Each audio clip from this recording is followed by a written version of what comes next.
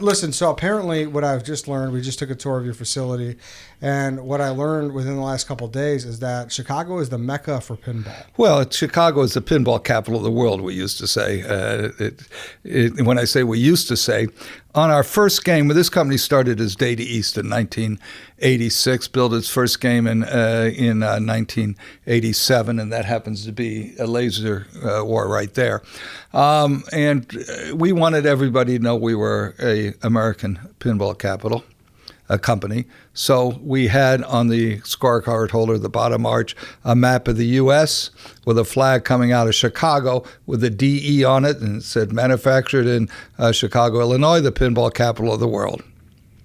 We misspelled capital for 1.5 games, and it sort of then looked like we weren't an American company, we were Japanese. But our original investors was a Japanese video game company. Yes, this is the pinball capital of the world. Much as Detroit was once the automobile capital of the world. People can make automobiles in other cities. It's, higher tech manufacturing, so forth. You've just been out in the factory. You see we're very labor intensive. There's, about 3.5, 4 man days of labor in a pinball machine. That means 30 hours or so in a pinball machine.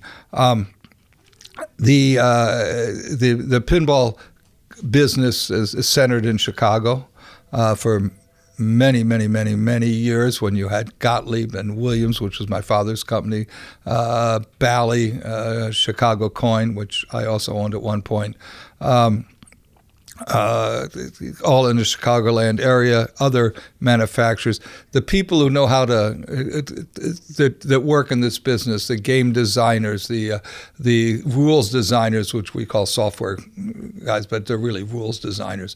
The artists, well, now you find artists because of the technology can be further away, but people who know this business, people who know how to manufacture things, people who have the tooling for the little plastic posts and so forth. It's all in the Chicagoland area, and therefore pinball machines are made here. Did you always want to do this, or was it just something you were born into, so you grew a liking to it? Or do you I say that I've been in the pinball business for 75 years because I'm 77 years old.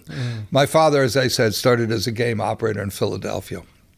Many operators became game distributors or resellers so that they could get the games cheaper and earlier and use them on the route and resell them.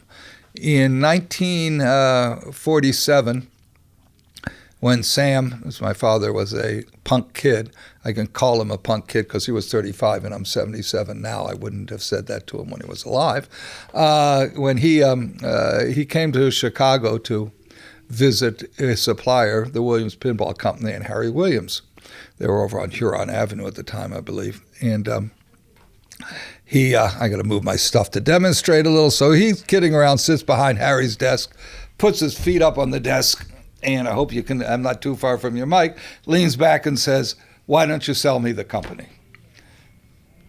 Harry says, "I have to think about that." Goes up, flies around Chicago in his airplane for 3 hours, had one of those little single-engine planes, came down and sold my father half of the Williams Pinball Company. So from that time, we were in pinball. I was 3 in 1948 when we moved here, and I've been around it all my life. Yes, I started, working there in the summers in the stockroom when I was 16, and I've seen the changes. I've seen the manufacturing, but a lot of the manufacturing still is. There's so much we can do to improve it. We are very proud to be American manufacturers, but we're game guys. Just like car people love cars and they make cars, but they have to be made for a public to enjoy and to buy so that they can make money to make the next car if they want to do what they love, make cars. We're the same. Mm-hmm. We love pinball. We have to make pinball machines that you all enjoy so that we can then sell them and make more.